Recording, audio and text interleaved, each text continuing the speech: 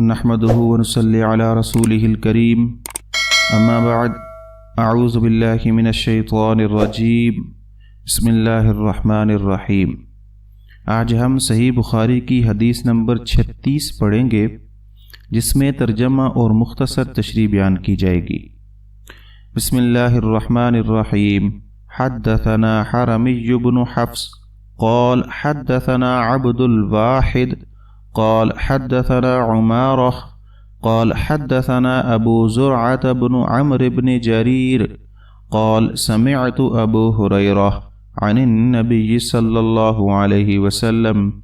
امام بخاری فرماتے ہیں کہ ہم سے حرمی بن حفص نے بیان کیا، ان سے عبد الواحد نے، ان سے عمارہ نے، ان سے ابو زرعہ بن عمر بن جریر نے۔ وہ کہتے ہیں کہ میں نے ابو ہریرہ سے سنا، وہ رسول اللہ صلی اللہ علیہ وسلم سے نقل کرتے ہیں۔ قال انتدب اللہ لمن خرج فی سبیلہ لا یخرجہ الا ایمان بی وتصدیق برسولی۔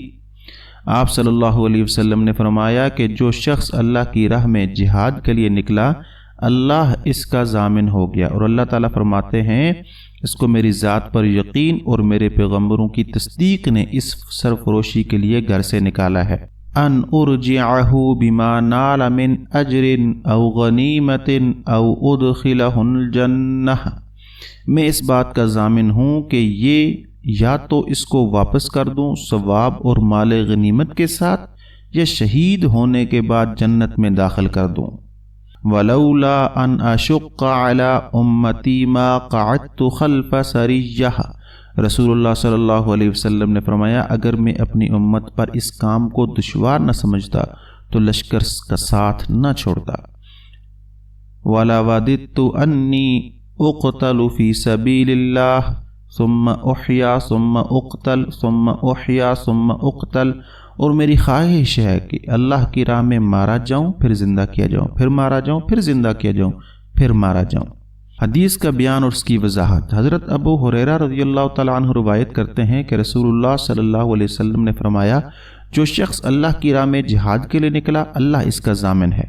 یہ حدیث ہمیں جہاد کی اہمیت اور اس کے فضائل کو سمجھنے کا موقع فراہم کرتی ہے۔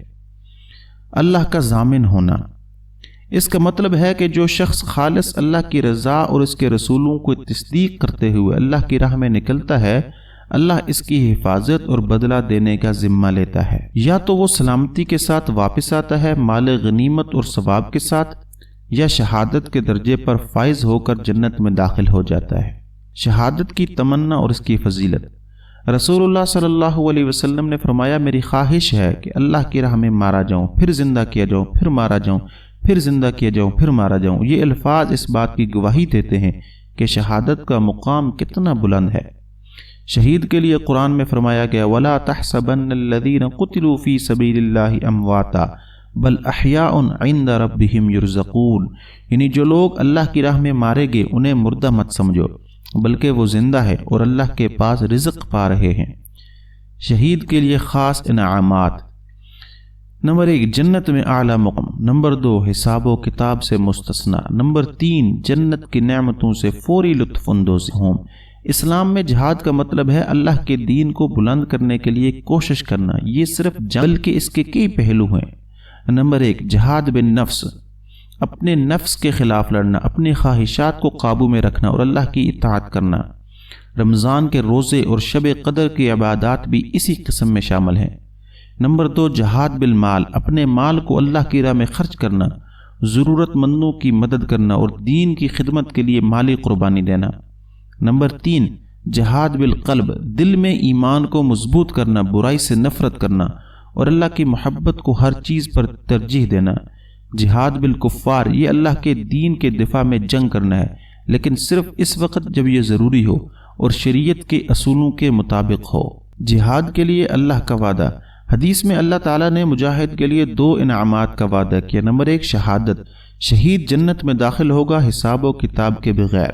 نمبر 2 سلامتی کے ساتھ واپسی، جو مجاہد زندہ واپس آئے گا وہ مال غنیمت اور اجر کے ساتھ آئے گا۔ قرآن میں فرمایا گیا ان اللہ اشتری من المؤمنین انفسهم واموالهم بان لهم الجنہ، یعنی اللہ نے مومنوں سے ان کی جانوں اور مالوں کے بدلے میں جنت خرید لی۔ عملی جہاد کی ضرورت، آج کے دور میں ہمیں جہاد کی روح کو سمجھنے کی ضرورت ہے۔ نفس کے خلاف جہاد کریں، دین کے کام کو پھیلانے کے لیے جد و جہد کریں، محتاجوں کی مدد کریں اور اپنے مال کو اللہ کی راہ میں خرچ کریں۔